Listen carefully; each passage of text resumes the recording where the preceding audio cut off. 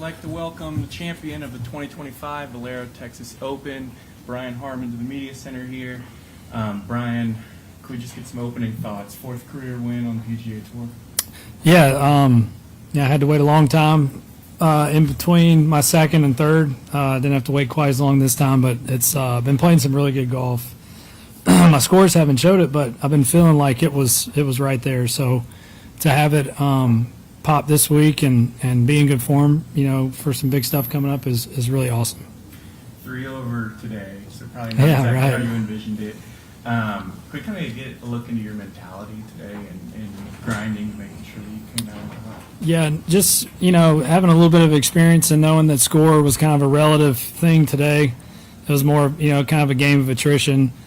The conditions just wouldn't allow for a super low score. So just I didn't have my best stuff today, but good enough to make a few putts, and a couple birdies on the back nine helped a lot. All right, we'll open it up to some questions from the media. If you have questions, just raise your hand. We'll get a mic. Start up here front. Congratulations on your return to the Thank winner's you. circle. Novak made it a tight match after hole 5. Tell me a little bit about what was going through your head in that moment as you felt him inching forward. Yeah, he hit some great shots. Hit great shots all day. He struggled a little bit coming down the stretch, but you kind of halfway through the day, I figured that he was the one guy that I really needed to focus on and try and beat. And just felt like if I could just hang in there, I knew I was going to hit some good shots at some point, and just make a couple putts, and just hoping that it was going to be good enough. All right, can we get a mic to the left side here?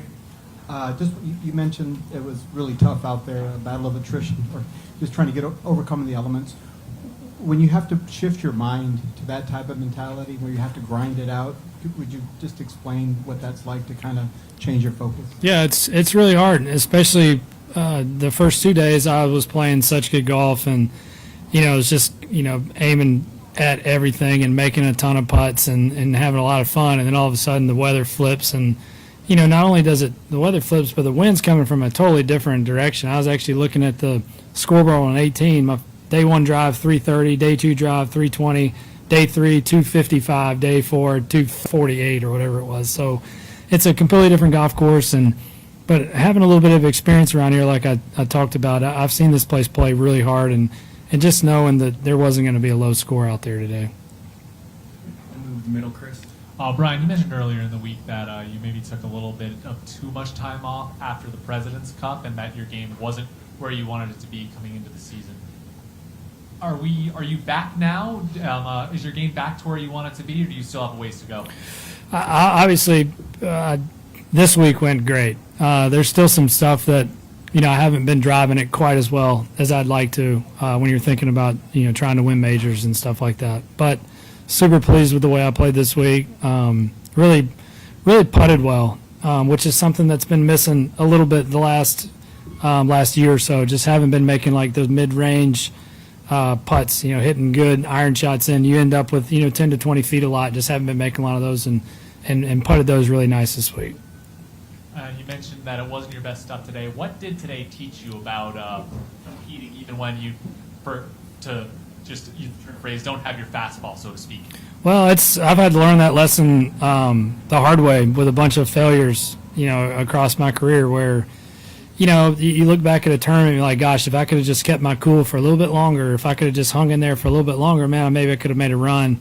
And so I just tried really hard today to not let my emotions get out in front. And as much as I wanted to think about winning and holding the trophy and calling my wife and telling her how happy I was, you don't get to do that until the job's done. And it's just left foot, right foot, finish the job, and then you get to have fun. All right, we'll go to the back left, Kevin. Brian, I don't know if it's too early to reflect, but biggest moment of the tournament? I actually think making double on 9. I hit it way right, bad tee shot, had to take it unplayable, and then I chip it out. Now I've got a 6-iron into the wind with the pin in the back. So getting that one up and in 3 shots was, it kept me from having a total disaster. Everyone's going to make a double here or there around this place. That, and then made a really nice putt on 12. 12 is when my round sort of flipped a little bit. I made it. It was a hard hole. Hit a 6-iron in there. Made a nice putt. that put me up 2 maybe. So I started feeling pretty good after that. You're right, it did put you up to 2. I wanted to ask you about that, birdie on 12. What did that do? Did that calm you? Did that embolden you? What did it do for you? Yeah, a little bit of everything. Anytime you can make a putt, especially because Novak hit it in there pretty close. So you're looking like maybe he's going to, there's a chance we're going to walk off that whole tide. And then end up walking off with a 2-shot lead. So probably the biggest hole of the day there. I also wanted to ask you, last one here, is there a story behind your putter? Yeah, I changed putters this week. Just like I said, I looked at my stats from last year, and I probably had the best iron game of my career, approach to the green, and probably had my worst year from 10 to 20 feet putting. So still been really good inside of 10 feet, but that section there is where I was getting all my looks and wasn't making any of them. And I'd toyed with the idea of switching putters for a while and picked that one up on Tuesday this week and felt really good, and it rolls it nice and just kind of freed me up a little bit, I think. What make and model is it? It's a tailor-made of some sort. I'm not sure what all the letters and numbers on the bottom of it are, but it makes them. It's good. When you say you picked it up, where did you pick it up? Putter rep just handed it to me and said, try this one. Okay, thank you. All right, Ryan, come back, Steve Chris. Sands was joking with you on the green in the post round interview that you've been eyeing those cowboy boots some. How does it feel to get a pair of those in your possession? And you mentioned maybe they're a little too big. Yeah, no, I wear cowboy boots a fair amount at home, so it'll be a nice addition to the collection I have. I'll be really proud of them. And cowboy boots are one thing, but one very coveted piece of clothing is up for grabs next week in the game of golf, and that is the green jacket. How do you feel about the state of your game heading into Augusta?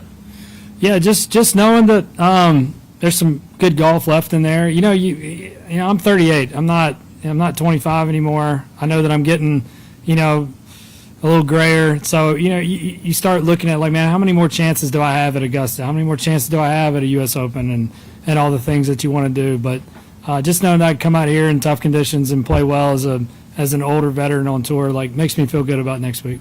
Does winning the start before Augusta change anything about how you approach next week? Do you try to take more rest mentally, try to take a step back mentally just to make sure you're all systems go for Thursday? I think Augusta has a way of snapping you right back into reality. That course can be such a challenge. And I actually think this is a really great warm-up, not to diminish this golf tournament at all. This is a very incredible golf tournament, a hard one to win. But this is a great warm-up for Augusta. Augusta gets tricky wins. Augusta has pins that are, perched up on top of spots just like they are around here. So for me, I took a couple years off of this golf tournament, and then when I came back and it's beautifully overseeded, it's like, man, this is like about as good as prep as you can get for Augusta. All right, Brian, congratulations. Thank you. Brian. Thank for you your all. time. Appreciate it.